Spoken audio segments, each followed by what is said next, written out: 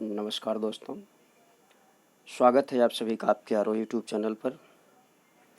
आप देख रहे हैं समीक्षा अधिकारी सहायक समीक्षा अधिकारी प्रारंभिक परीक्षा 2016 के लिए सामान्य हिंदी की टेस्ट सीरीज श्रृंखला। यह श्रृंखला आपका सामान्य हिंदी का चौथा है।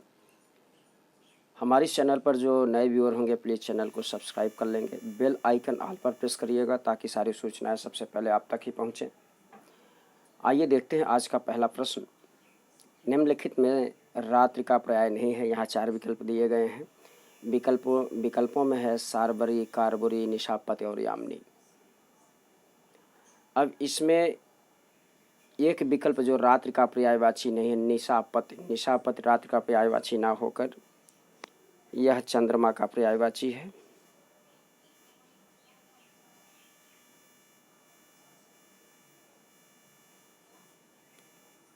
ठीक है, आइए अगला प्रश्न देखें।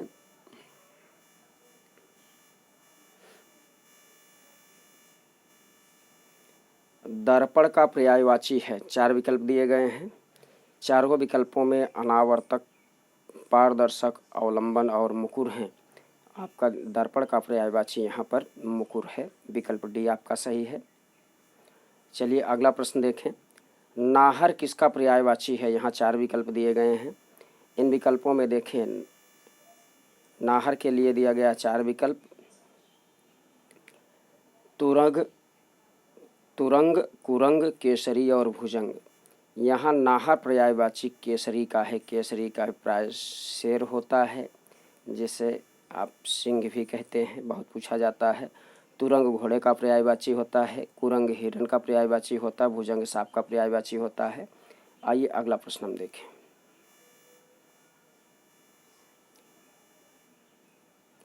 निम्नलिखित पर्याय युग्मों में से कौन सा युग्म घोड़े का पर्यायवाची नहीं है। 4 विकल्प दिए गए हैं।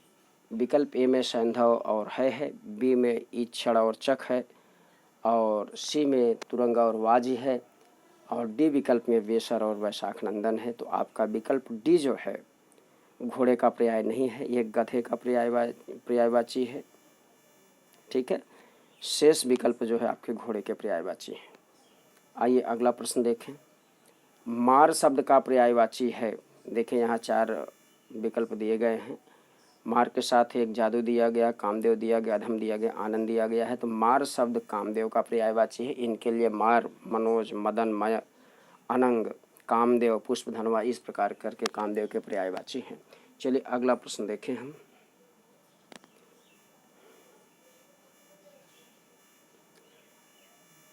षटपद का पर्यायवाची है, बहुत महत्वपूर्ण है।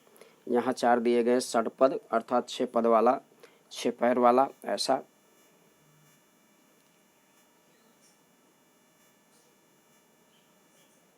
इसका उत्तर है मकड़ी, तितली, चंचरीक और केकड़ा में। तो षटपद का अभिप्राय होता है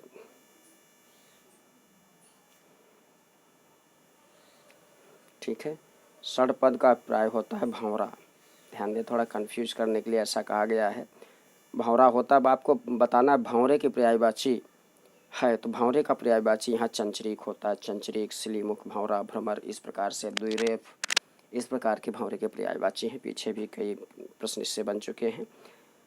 थोड़ा स्वास्थ्य गड़बड़ होने की वजह से आवाज़ में थोड़ी परेशानी होगी, तो जब ज़्यादा परेशानी होगी तो बताइएगा, दोबारा वीडियो बन जाएगा। आइए अगला प्रश्न देखें।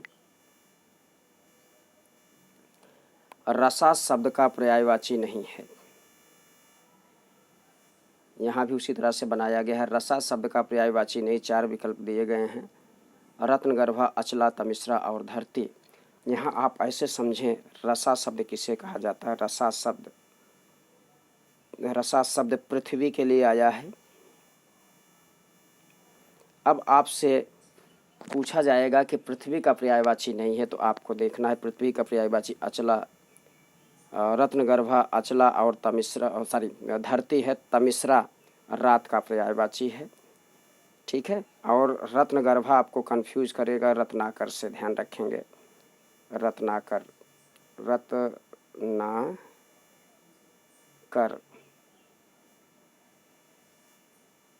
रत्नगर्भा आपसे करेगा रत्नाकर से। रत्नाकर सागर का पर्याय होता है, सागर या समुद्र का ध्यान रखेंगे। इसका सागर का कंपत भी होता है, पीछे आपको वीडियो में मिल चुके हैं। आप देखें यहाँ आपका उत्तर है तमिश्रा जो है रात का पर्यायवाची नहीं है, या सॉरी तमिश्रा रसा का पर्यायवाची नहीं है, रात का पर्यायवाची है। आइए अगला प्रश्न देखें। बिडौजा का पर्यायवाची नहीं है, बिडौजा। यहाँ थोड़ा सही कर लें, यहाँ आपको बताना है बिडौजा का पर्यायवाची है, नहीं आपको काट देना है, ठीक है।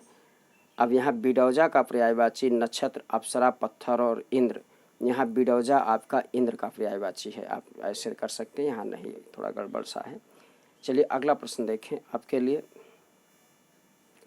प्राची शब्द का पर्याय है प्राचीन, पूर्व, प्राकृत और प्रज्ञा। यहाँ चारों शब्दों में प्राची का पर्यायवाची पूर्व होता है।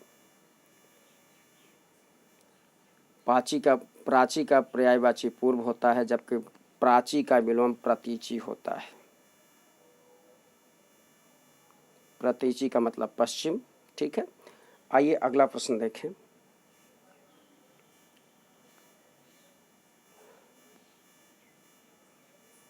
निशीथ का पर्याय नहीं है, 4 विकल्प दिए गए हैं, इसमें जानना चाह रहे हैं कि निशीथ का पर्याय कौन सा नहीं है। यहाँ भी कंफ्यूज करने के लिए आप ऐसे कुछ प्रश्न बनाए गए हैं। यहाँ ध्यान दें, निशीथ का पर्याय होता है रात्रि। अब आप समझे, आपसे रात्रि का पर्याय पूछा जा रहा, तो इन विकल्पों में कौन सा विकल्प रात्रि का पर्याय नहीं है, ठीक है। यहाँ कौन सा विकल्प रात्रि का पर्याय नहीं है, ध्यान दें। तम, रजनी, रात्रि, निशा, ये तम शब्द रात्रि का पर्याय नहीं है, तम शब्द अंधकार का पर्याय है।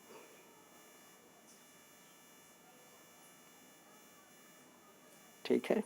और निशीथ भी और पूछा जाता है, निशीथ मध्य रात्रि के समय के लिए दिए गए वाक्यांशों के लिए एक शब्द पूछा जाता है।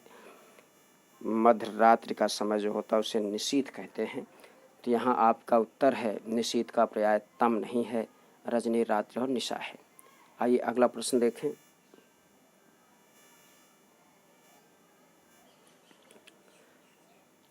प्रश्न है कनिष्ठ शब्द का विलोम है, 4 विकल्प दिए गए हैं, ज्येष्ठ, अनुज, अग्रज और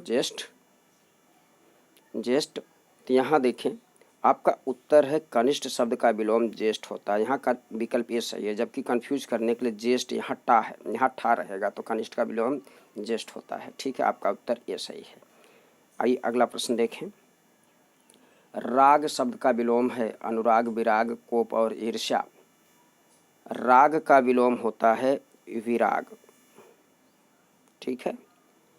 और कोप जो होता है, ठीक है, और राग शब्द का विलोम कोप है, राग शब्द का विलोम विराग है।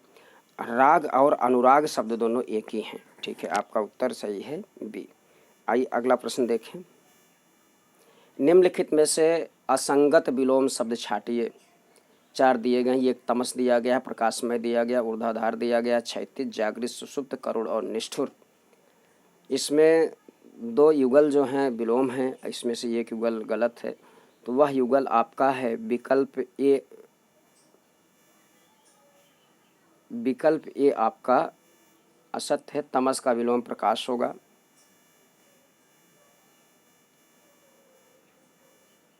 ठीक है, चलें अगला प्रश्न देखें। सूक्ष्म का विलोम क्या होता है? सूक्ष्म का विलोम दीर्घ, स्थूल और विस्तृत और विस्तीर्ण में होता है। सूक्ष्म का विलोम विकल्प भी स्थूल होता है। चलिए अगला प्रश्न देखें। निम्नलिखित में से असंगत विलोम चुनिए। ईद, बकरीद, संश्लेषण, विश्लेषण, अनिवार्य, वैकल्पिक, अनुलोम प्रतिलोम। आपका विलोम यहाँ जो असंगत है, ईद का बकरीद नहीं होता, बल्कि ईद का मुहर्रम होता है।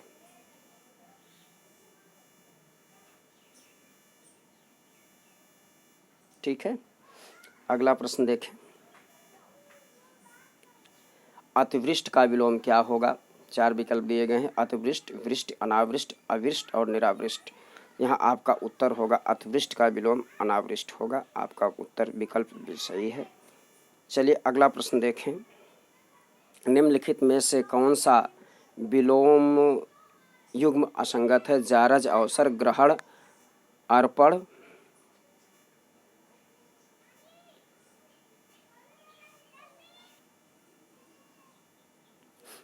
प्राचीन अर्वाचीन नैसर्गिक प्राकृतिक। आपका उत्तर है यहाँ नैसर्गिक का प्राकृतिक नहीं बल्कि कृत्रिम होता है, ध्यान रखेंगे। नैसर्गिक का कृत्रिम विलोम है।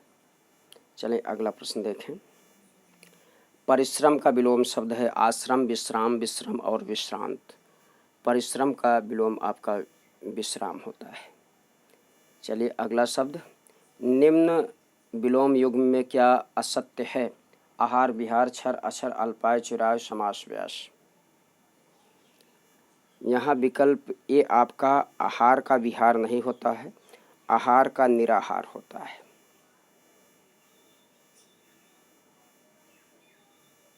ठीक है। चलिए अगला प्रश्न। ईप्सित शब्द का विलोम क्या है? अनिप्सित, अनिशिप्त, अधिशिप्त, कुत्सित। तो यहाँ आपका उत्तर है विकल्प ये अनिप्सित का विलोम। ईप्सित का विलोम अनिप्सित होता है। चलिए अगला प्रश्न देखें। निम्नलिखित में से क्या शुद्ध है? शुद्ध का मतलब वर्तनी के दृष्टिकोण से यहाँ है। फिलहाल ये तत्सम तद्भव जैसी बातें यहाँ दिखाई पड़ रही हैं। यहाँ गधा का तत्सम आप गर्धव देखते हैं, विकल्प ये यही आपकी शुद्ध है, शेष वर्तनी आपकी अशुद्ध है। निम्नलिखित में से कौन सी वर्तनी अशुद्ध है? प्रज्वलित, भागीरथी, पृथक और पृष्ठ। बड़े गंभीरता से देखें, एक इसमें से अशुद्ध है, 3 सही हैं। प्रज्वलित, भागीरथी, पृथक और पृष्ठ, इसमें आपका प्रज्वलित सही है, भागीरथी सही है, पृथक और पृष्ठ। पृथक आपका यहाँ असत्य है। पृथक में यह हलंत नहीं रहेगा, का में हलंत नहीं रहेगा। शुद्ध वर्तनी पृथक की ये है, ध्यान रखेंगे। शुद्ध वर्तनी पृथक की ये आपके सामने है। चलिए अगला प्रश्न देखें। निम्नलिखित में से कौन सी वर्तनी अशुद्ध है? वाहिनी, प्रदर्शनी, विरहणी और भरत। खूब पूछा जाता है आपसे ये प्रश्न, तो आपकी वर्तनी यहाँ विकल्प डी सही है, गलत है, असत्य है। भरत ना होकर भरता ऐसे सही है।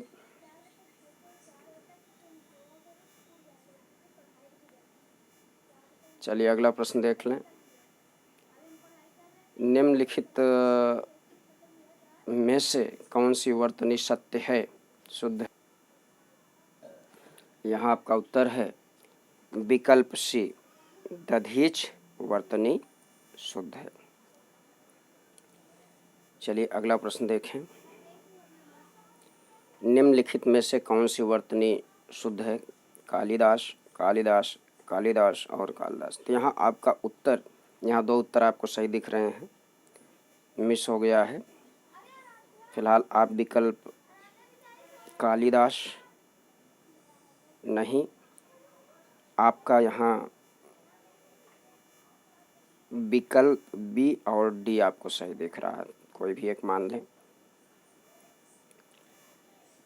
चलिए निम्नलिखित में से कौन सी वर्तनी अशुद्ध है? छत्र छाया, छत्रस छाया, छत्र छाया और छत्र छाया। तो विकल्प आपका ए जो है सही है इसकी वर्तनी। आइए अगला प्रश्न देखें। निम्नलिखित में से शुद्ध वाक्य छाटिए। निराशा छाई हुई है, मुझे मालूम नहीं था कि वह आपकी पैतृक संपत्ति है। कृष्ण के अनेकों नाम हैं, आपकी रचना श्रेष्ठतम है। इन 4 विकल्पों में सर्वशुद्ध विकल्प है। उत्तर यहाँ आपका सही है, विकल्प डी। ठीक है, अगला प्रश्न देखें। निम्नलिखित में शुद्ध वाक्य छाटिए, वाक्य छाटें। गोदान प्रेमचंद्र की श्रेष्ठ उपन्यास है। उसके बाद राम का फिर राज्याभिषेक हुआ। वह बड़े सज्जन व्यक्ति थे। मुझे केवल 4 रुपए दीजिए। तो इन विकल्पों में आपका उत्तर है केवल मुझे 4 रुपए दीजिए। ठीक है। यहाँ प्रेमचंद्र में द्रा लगा है, यहाँ बाद और फिर दो शब्द आ गए हैं जो द्विरुक्त दोष होगा। बड़े सज्जन व्यक्ति हैं, उनके लिए होगा बड़े सज्जन हैं, व्यक्ति शब्द यहाँ अशुद्ध है। चलिए अगला प्रश्न देखें।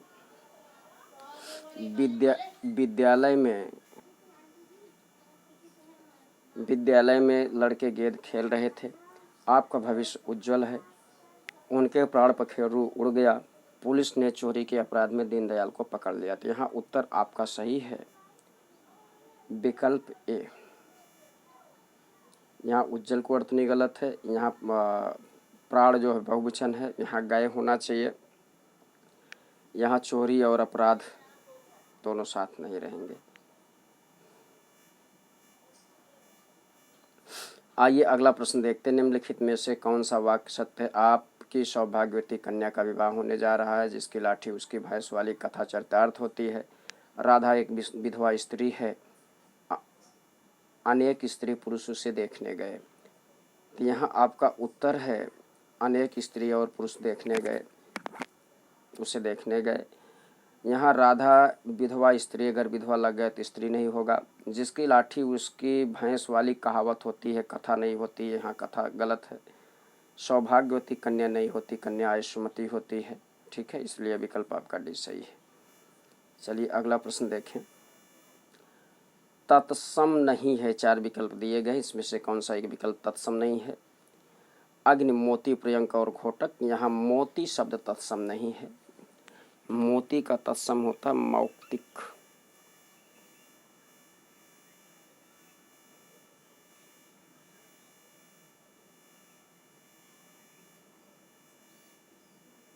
ठीक है, आइए अगला प्रश्न देखें। पोखर शब्द का तत्सम है। विकल्प ए पुष्कर, बी प्रखर, सी पोषक और डी पोखरा। तो यहाँ आपका पोखर शब्द का तत्सम पुष्कर होता है। चलिए अगला प्रश्न और देख लें। धूम्र शब्द का तद्भव है। धूम्र शब्द का तद्भव यहाँ विकल्प बी धुआं है। चलिए अगला प्रश्न देखें।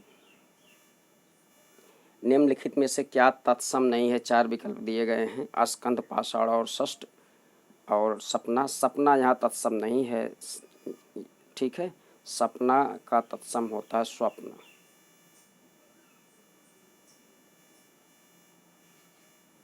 ठीक है, चलिए अगला प्रश्न देख लें।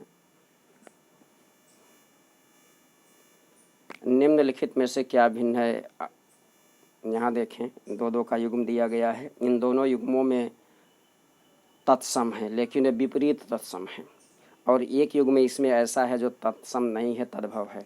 अंग प्रौछा तत्सम है, करपासवी तत्सम है, ग्रंथ तत्सम है, निम्ब तत्सम है, सफरी तत्सम है, ज्येष्ठ तत्सम है। बहरा और ओठ तत्सम नहीं है। बहरा का तत्सम बधिर होता है, ध्यान दें। बहरा का तत्सम बधिर होता है, जबकि होठ का तत्सम, ओठ का तत्सम ओष्ठ। ठीक है, आइए आगे देखें। विकल्प डी आपका सही है। पनही शब्द का तत्सम क्या होगा? उपानह, परढ़ई, छितरोल और पढ़। पनही शब्द का तत्सम उपानह होता है। आइए अगला प्रश्न देखें। देवर शब्द का तत्सम क्या होगा? देवधर, द्विवर, दुर्वर और द्वितीयवर। तो यहाँ देवर शब्द का तत्सम विकल्प बी द्विवर होगा। चलिए अगला प्रश्न देखें। गेहूँ शब्द का तत्सम है गोहूँ, गोधूम और गोधुम। इनमें से कोई नहीं, तो गेहूँ शब्द का तत्सम विकल्प बी गोधूम सही होगा। आइए अगला प्रश्न देख लें। हल्दी शब्द का तत्सम कीजिए। हरदी, गौतमी, हरिंद्रा और हरिद्रा। हरदी का तत्सम हरिद्रा होता है और गौतमी हल्दी का पर्याय है। विकल्प आपका डी सही है। आइए अगला प्रश्न देख लें। तत्सम शब्द का चयन करें। सिंह, गरम, सरसों और शाही, इसमें चारों शब्द तद्भव ही हैं। यहाँ एक विकल्प चेंज कर दे, यहाँ मरकटी कर देते हैं। अब देखिए, अब इसके हिसाब से करने की कोशिश करें। तत्सम शब्द का चयन करें तो यहाँ तत्सम शब्द मरकटी है। सेद, शेष शब्द आपके तद्भव हैं। चलिए अगला प्रश्न देखें। निम्नलिखित में से कौन सा वाक्य परिमाणवाचक विशेषण नहीं है? विशेषण विशेष आप पढ़े होंगे। तो यहाँ देखें इस 4 विकल्प दिए गए हैं, ये किसमें परिमाणवाचक नहीं है। परिमाण का प्राय है कि जहाँ माप तौल का बोध हो वहाँ परिमाणवाचक विशेषण होता है। आप देखें यहाँ किसमें माप तौल का बोध हो, राजा की, लीटर, मीटर, गज और इस प्रकार की शब्दावली दिखाई दें, वहाँ परिमाणवाचक होता है। तो आप देखें यहाँ विकल्पों का अवलोकन करें। कुछ लोग झूठ बोलते हैं, भरी भर सोना, मन भर चावल, गज भर कपड़ा। जो आप यहाँ देखें अगर तो यहाँ आपको दिखाई पड़ रहा है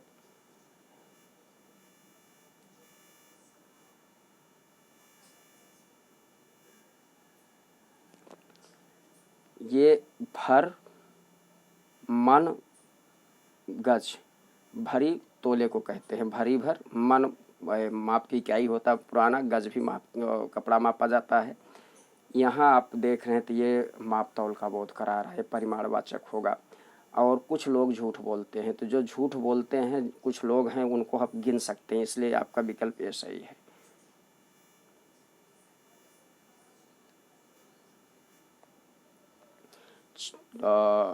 कौन सा युग्म विशेषण नहीं है?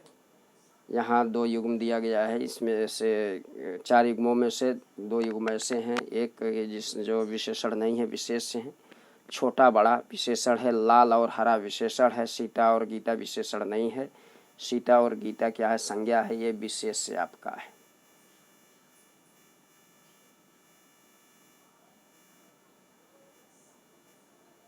ठीक है, आइए अगला प्रश्न देखें। निम्नलिखित में से क्या भिन्न है? लंबा, प्राचीन, भला और पहला। अब यहाँ थोड़ा क्रिटिकल पॉइंट दिया जा रहा है कि जब आप पूरे सिलेबस को भली भांति पढ़े होंगे तभी आप यहाँ समझ पाएंगे कि किस परिपेक्ष में पूछा जा रहा है। यहाँ केवल शब्द दिया गया, यह नहीं कहा गया है कि तद्भव है, कि तत्समय विशेषण है, कि क्रिया विशेषण है। लेकिन शब्दों का अवलोकन करने के बाद यहाँ आपको दिखाई पड़ रहा है कि यहाँ विशेषण विशेष से संबंधित प्रश्न है। इसमें चारों विकल्प आपके विशेषण हैं।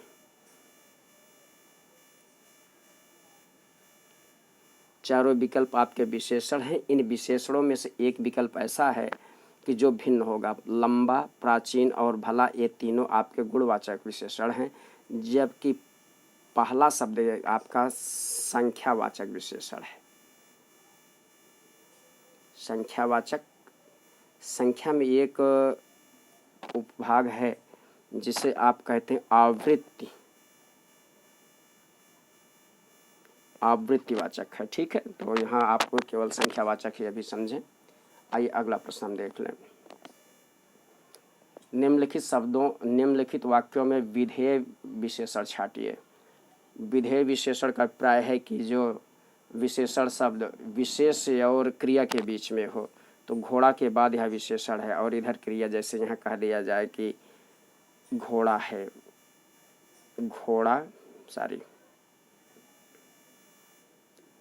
कह दिया जाए घोड़ा काला है।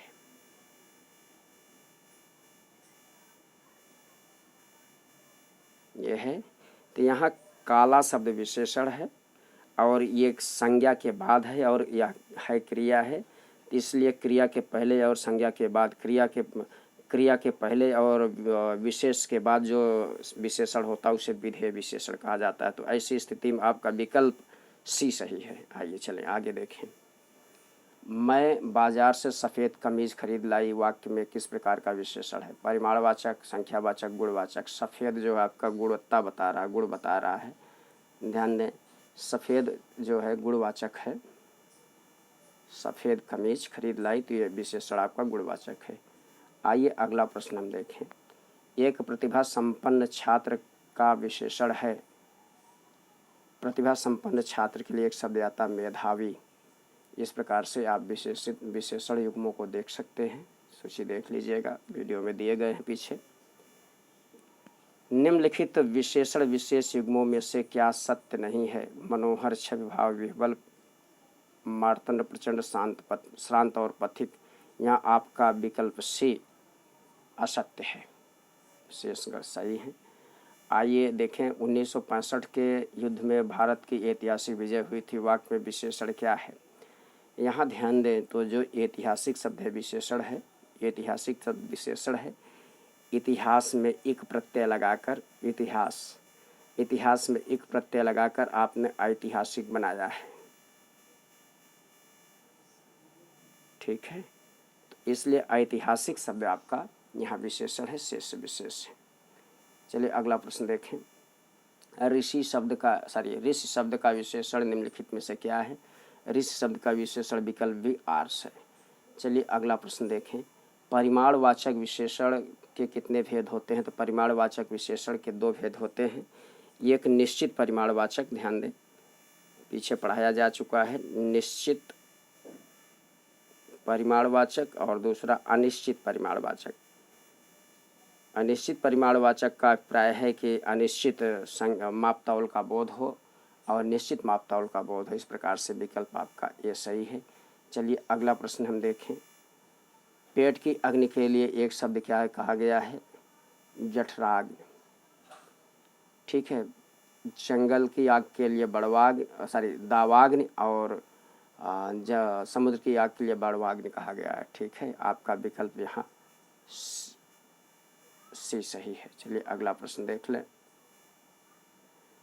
रंगमंच के पर्दे के पीछे के स्थान के लिए एक शब्द आया हुआ है, उसके लिए नेपथ्य है। चलिए अगला प्रश्न है। जिसका जन्म कन्या के गर्भ से हुआ है उसके लिए एक शब्द है, बताएं। कन्या, पुत्र, औरस, जारज और कनीन। यहाँ कानीन लिखा है, परंतु उत्तर आपका कनीन है। विकल्प आपका ये सही है। चलिए अगला प्रश्न देखें। मोक्ष की इच्छा रखने वाले के लिए एक शब्द कौन सा है? तो इसमें मुमुक्षु शब्द विकल्प भी एक शब्द है, शेष विकल्प आपके असत्य है। चलिए जिसके पास कुछ ना हो उसके लिए एक शब्द क्या है? गरीब, दरिद्र, महादरिद्र और अकिंचन। विकल्प डी आपका सही है। चलिए अगला प्रश्न देखें। दोपहर के सूरज के लिए एक शब्द है, देखिए यहाँ वर्तनी संबंधी शुद्धि दिखाई पड़ रही है आपको।